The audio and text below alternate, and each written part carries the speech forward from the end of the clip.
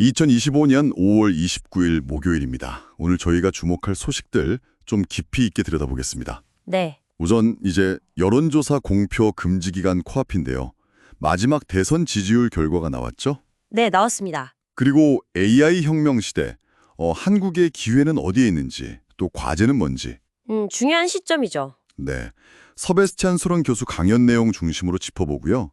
또 하나, 삼성전자가 상당히 큰 규모로 자금을 확보했다는 소식. 네, 이례적입니다. 이 세 가지 이슈, 그 핵심과 또 이게 서로 어떻게 연결되는지 한번 파헤쳐 보겠습니다. 독자님들께서 현재 상황을 좀 입체적으로 이해하시는 데 도움이 되면 좋겠네요. 자, 그럼 첫 소식부터 가볼까요? 대선 판세, 마지막 여론조사 결과 상당히 흥미로운 변화가 좀 보였죠, 기자님? 네, 그렇습니다. 그 결과만 보면 이재명 후보 46%, 김문수 후보 37% 이렇게 나왔는데요. 네, 가장 주목할 부분은 불과 3주 만에 두 후보 간 격차가 확 줄었다는 거예요.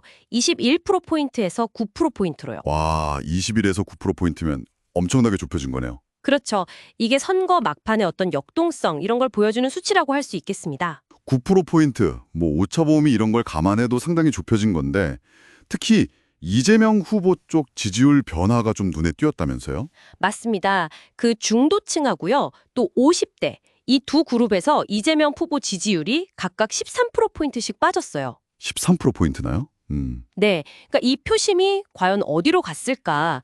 뭐 다른 후보에게 갔는지 아니면 아예 마음을 정하지 못한 부동층으로 돌아선 건지 이게 이제 막판 변수가 될 수 있는 거죠. 그렇군요. 그리고 동시에 그 이준석 후보 지지율이 11%까지 올라온 점 이것도 상당히 주목해야 합니다.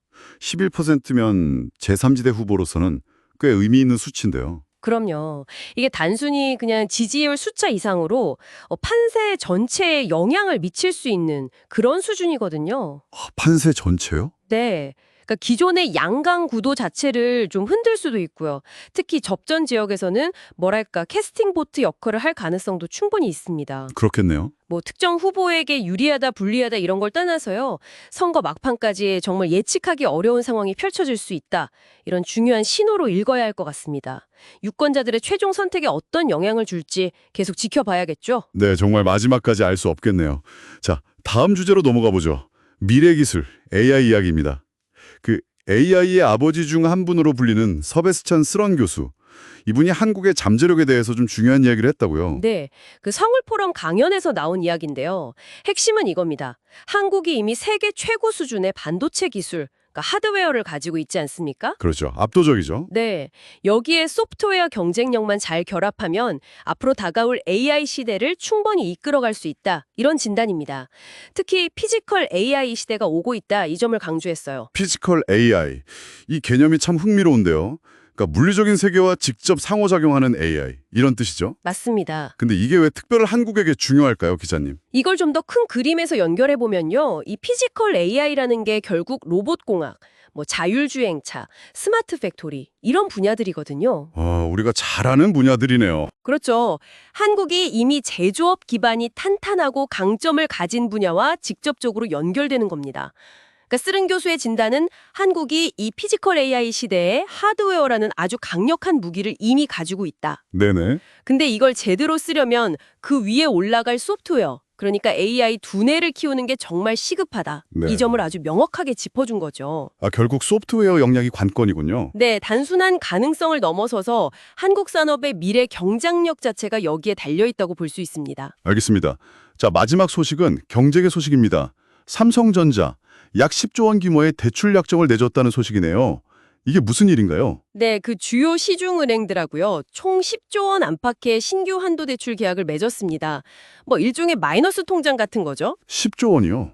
와, 규모가 상당한데요? 네, 하나은행 한 곳에서만 3조 3천억 원 규모니까요. 꽤 크죠. 삼성전자 같은 초우량 기업이 그것도 정책 자금까지 활용하면서 이렇게 대규모 유동성을 확보하는 건 흔한 일은 아닌 것 같은데요? 어떤 배경으로 봐야 할까요? 네, 이 결정은 좀 중요한 질문을 던지게 하는데요. 단순히 지금 당장 현금이 부족해서라기보다는 좀 선제적인 대응 성격이 강해 보입니다. 선제적 대응이라면 네, 글로벌 반도체 시장 경쟁이 워낙 치열하고 또 여러 불확실성이 크지 않습니까? 그리고 앞으로 금리가 더 오를 수도 있고 자금 조달 환경 변화 같은 것에 미리 대비하려는 그런 전략적인 움직임으로 해석할 수 있습니다. 미래를 대비하는 차원이다. 그렇죠. 또 앞으로 있을지 모를 대규모 투자를 위한 실탄 확보 목적일 수도 있고요. 특히 이번에 이례적으로 정책 자금까지 활용한다는 점을 보면 삼성이 현재 경영 환경을 상당히 좀 엄중하게 보고 있다. 위기감을 느낀다. 네, 뭐랄까 일종의 선제적인 위기 관리에 나선 것 아니냐 이런 신호로 해석할 여지가 충분히 있습니다. 그렇군요. 삼성의 움직임 하나하나가 시사하는 바가 크네요. 자, 오늘 저희가 살펴본 세 가지 소식. 정말 급변하는 대선 막판 지지율 상황, 네, 그리고 AI 시대라는 거대한 전환점에서 한국이 풀어야 할 과제. 그렇죠. 마지막으로 초일류 기업 삼성전자의 이례적인 대규모 자금 확보까지. 기자님, 이 세 가지가 우리에게 말해주는 건 뭘까요? 이걸 좀 종합적으로 보면요.